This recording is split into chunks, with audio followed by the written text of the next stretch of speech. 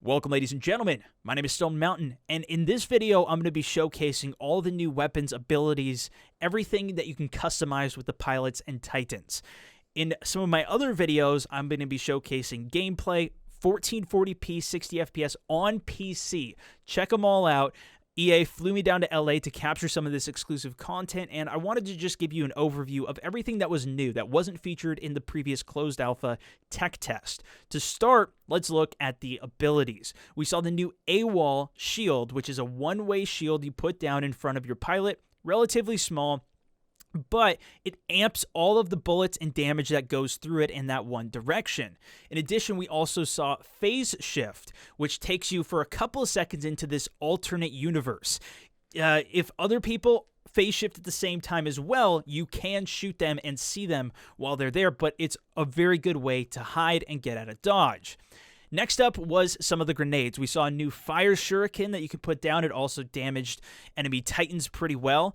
And they had satchel charges in the game, similar to C4. You drop it out and blow it up. We also got to see a couple of camos. There is a massive amount of camos in this game. You even get them for regenerating, which once you get to max level, you can regenerate, go back to level 1. You get some camos and such cool calling cards for it. Coming over to the weapons, we'll start by taking a look at the assault rifles.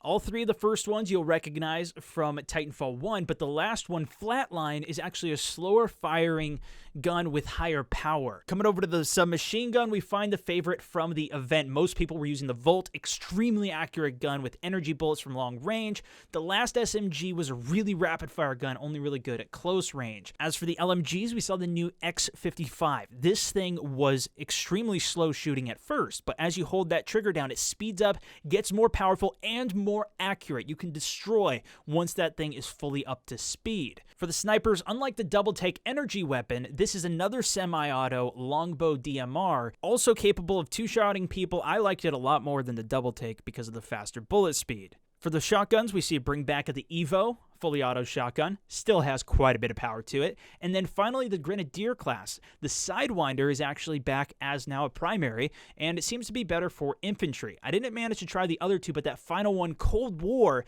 is a charge-up gun that you charge up for about a second and a half, and it shoots 4 bombs out at a time. Slow travel speed, but high damage. You do have to make all 4 connect to one-shot somebody, though, and because of that charge-up, it can be difficult to really be successful with the gun. As for attachments, the big thing to note here is tack to kill.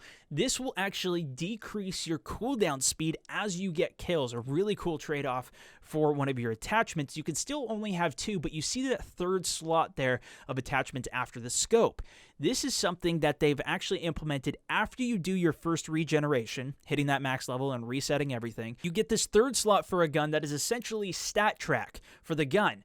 As you get kills, it'll put your lifetime kill counter with that gun on it to display. So if somebody else picks up your gun, they'll see how many kills you've already gotten with it. Now coming in for the secondary slot, we see 3 of the pistols brought back from Titanfall 1, as well as a new Mozambique triple barrel shotgun pistol. This thing was insane. And then for the anti-Titans, a bring back as well from Titanfall 1, the classic archer rifle, which will lock on to enemy Titans and after about 2 seconds or so, shoot out a locked on missile.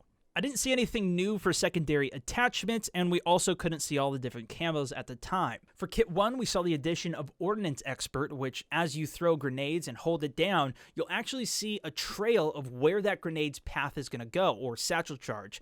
Plus, it gives you faster cooldown speed. For Kit 2, we saw Low Profile, which will take away your jump pack trails, plus you're silent when getting up and rodeoing enemy Titans. Speaking of which, let's take a look at those Titans now.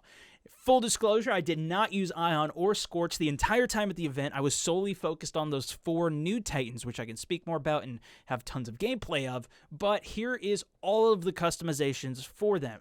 Now again, we didn't get to see all the paints, but there's 3 different ways you can categorize this as the overall camo paint, the background color for the Titans, a nose paint which has custom designs, as well as gun camo to colorize your weapon. This is a good time to talk about how to unlock these things.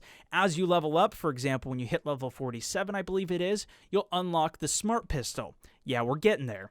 As you level up, you'll unlock certain things, or you can shortcut it and use credits to buy things unlocked. And now we're getting to the new Titans, which I'll just give you a bit of information about. NORTHSTAR is a very light guy. Quick dashes that can move him across the map very quickly. He has a sniper rifle that you charge up as you aim down sight and unleash to do massive damage. Plus, he can fly.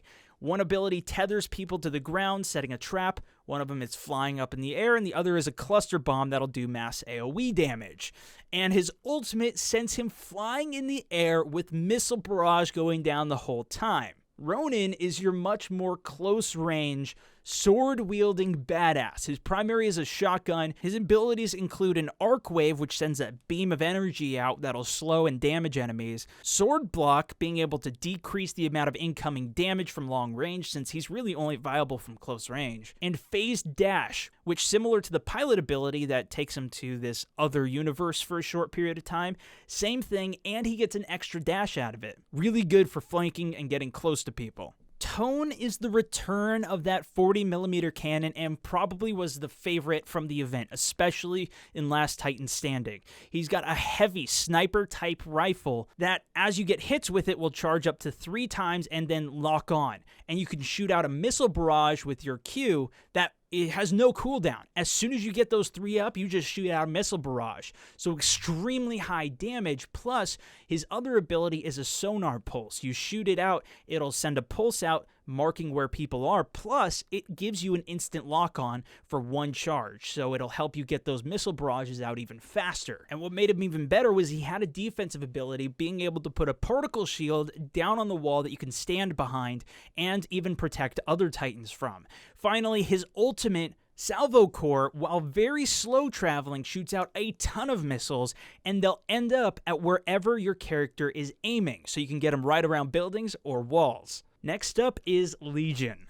Armed with a giant machine gun, the guy is a beast at close range with 200 rounds to tear you apart, or you can switch the mode and make it a long-range cannon. It essentially shoots 2 bullets at a time, so you have half the ammo, then making him even more effective at long range. His power shot has 2 modes as well, whether you're in close range or set for long range. The close range one is essentially a giant shotgun blast, and the long-range one is a long-range sniper shot, similar to that of NORTHSTAR. He also has a defensive shield, but it's attached to his body, essentially right around his gun, and it'll actually protect most of you. And then finally, his ultimate is essentially an auto lock-on right to the critical points of the Titans, making him 100% effective and absolutely wipes people out. Back to the pilots for a second, we got to see all of the different boost cards. Depending on which one you choose and how powerful they are, they'll have a different activation cost.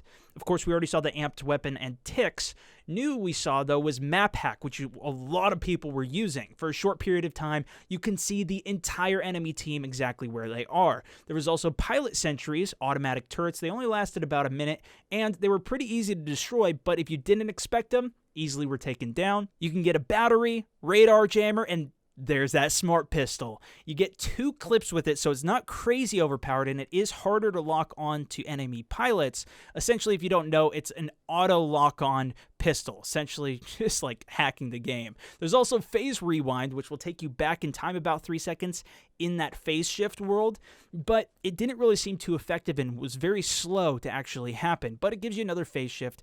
You get an extra wall, which unlike the A wall, doesn't amp your wall, just a standard shield your entire team can use. Holo Pilot, which will send out 3 fake pilots running in different directions. And finally, Dice Roll, which will give you a random one every time you get it, but it has a very low cost of only 40%. The most popular one used at the event was Map Hack, though, because it lets you see through all of the walls and where all enemies are at the same time. And there it is. That is the customization in this game. There's a lot of different variations that you can use, a lot of different ways that you can play. Now, if you go under the comm section, there was one more thing, and that is factions. This didn't seem to actually affect the way any of the game played.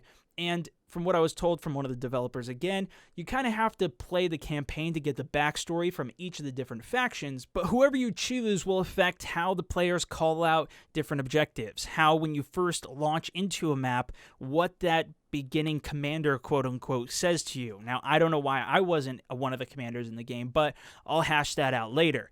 There is also the ability to level these up as you play them. So whichever one you have selected as you play through games, it'll level it up.